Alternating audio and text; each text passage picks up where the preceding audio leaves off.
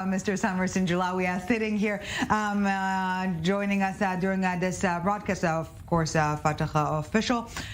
Earlier in the day, it feels like ancient history already, but it was only short hours ago. The American president was in Bethlehem, meeting with the Palestinian Authority President Mahmoud Abbas, saying, I am still very much committed to the two-state solution, but I acknowledge the fact that it might not or will not happen soon. You know what? Let's take a quick listen to what the American and Palestinian president had to say, and we will unpack it right after.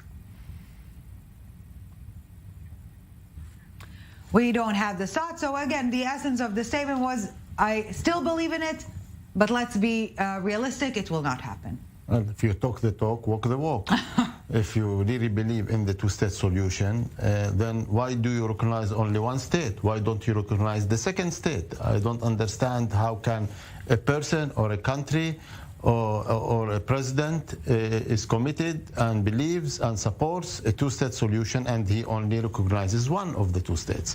If he says it's the borders, well, there is no borders for Israel. Then recognize Palestine without borders and leave the borders for negotiations. Why didn't you take serious steps in opening the consulate in Jerusalem?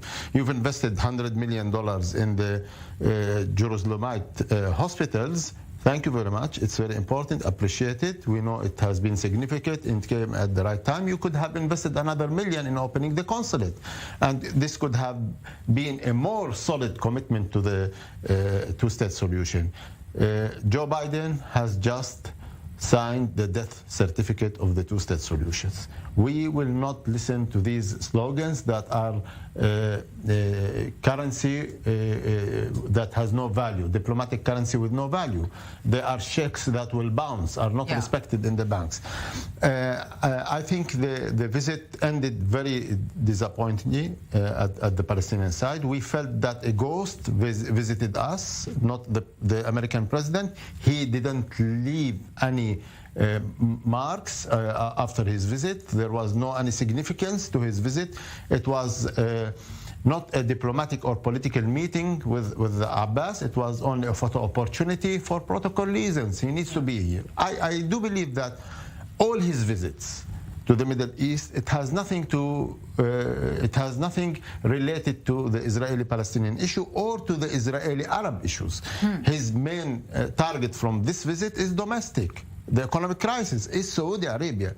But Israel was very smart in trying to make this stopover in Israel and have an exposure on moderating something, mediating something. Yes, mediating something, playing a role with the Saudis. This is a smart Israeli diplomacy, while unfortunately my leadership, the Palestinian leadership, Abbas, has been playing silly diplomacy, childish diplomacy, poetic slogans that he could not use the need for Biden to visit him in getting some kind of an outcome.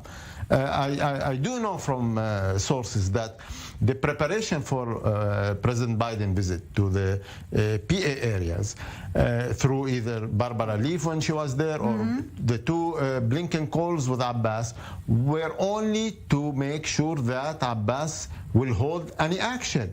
And he should not bring any issues with Biden. Will not embarrass the president. Will not embarrass the president. Don't bring the issue of Shirin Abu Akleh, not the Jerusalem Behave, consulate. so to yes, speak. Behave. Talk to him about vision of 10 years ahead. And this is a lack of diplomacy. We are very bad. We have a very bad leadership, very old leadership. Both of them are the same age. I think in their late 80s.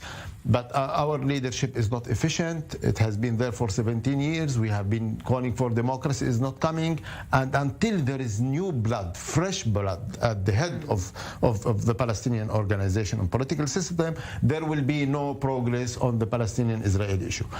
I think there have been signals where the Israelis are celebrating. I can understand it's nice to see. This is not the first flight, by the way, to go directly from Tel Aviv to Jeddah.